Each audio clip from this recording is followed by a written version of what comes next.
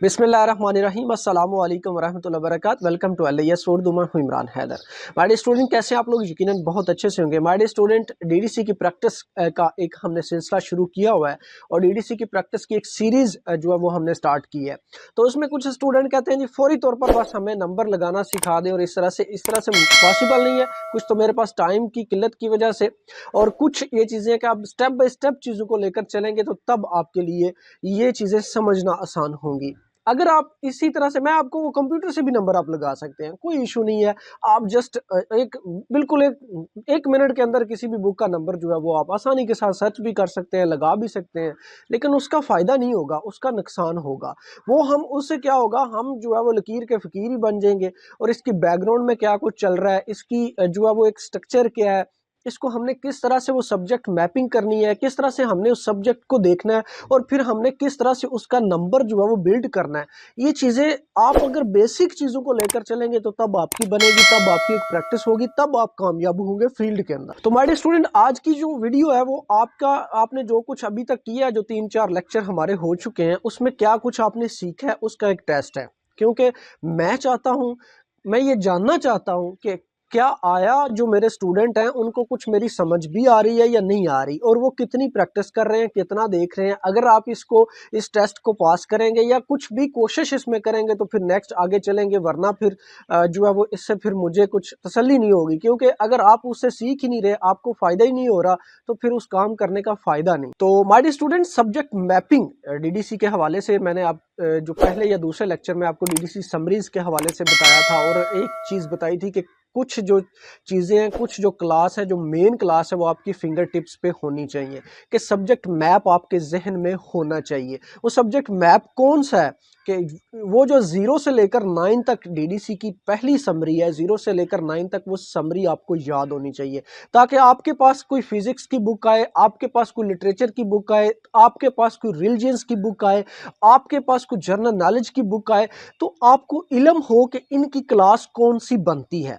ठीक है, तो वो किस वक्त आपको इल्म होगा, जब आपके जहन में एक पूरा सब्जेक्ट का मैप होगा। तो सब्जेक्ट मैप, ये जो 0 से लेकर 9 क्लास है, 0 से लेकर 9 तक इन नंबर को आपने याद रखना है। 0 क्या है, 1 क्या है, 2 क्या है, 3 क्या है, 4 क्या है, 5 क्या है, 6 क्या है, 7 क्या है, 8 क्या है और 9 क्या है, इनकी कौन सी क्लासेस हैं, इनको आपने जहन में रखना है। तो वो ये मैं पहले भी आपको बता चुका हूँ। आज की इस वीडियो में इसका एक होगा टेस्ट।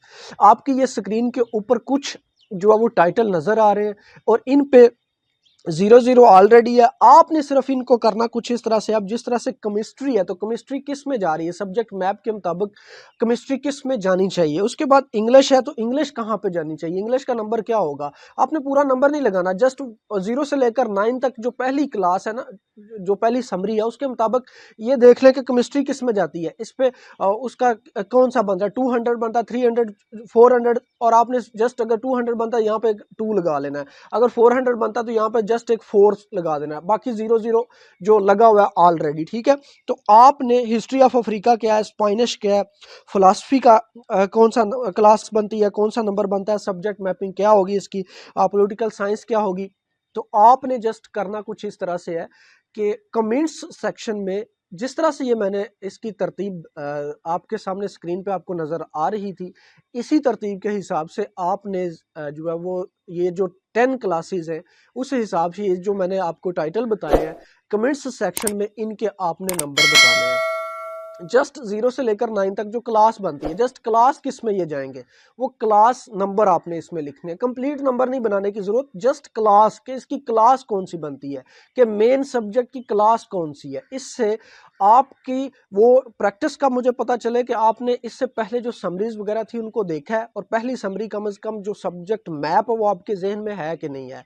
तो आपके कमेंट्स का मुझे इंतजार रहेगा। तो कमेंट्स सेक्शन में जितने ज्यादा नंबर होंगे, जितने लोगों ने ज्यादा इसको सॉल्व किया, तो फिर आगे इसको हम कंटिन्यू करेंगे, वरना इसको फिर स्टॉप करना पड़ेगा जब तक आप इसकी बाकायदा प्रैक्टिस नहीं करेंगे। जब तक आप ये जितने 4 या 3 लेक्चर हो चुके हैं उनको दोबारा नहीं देखेंगे, तब तक फिर आगे नेक्स्ट जो है वो कंटिन्यू नहीं किया जाएगा।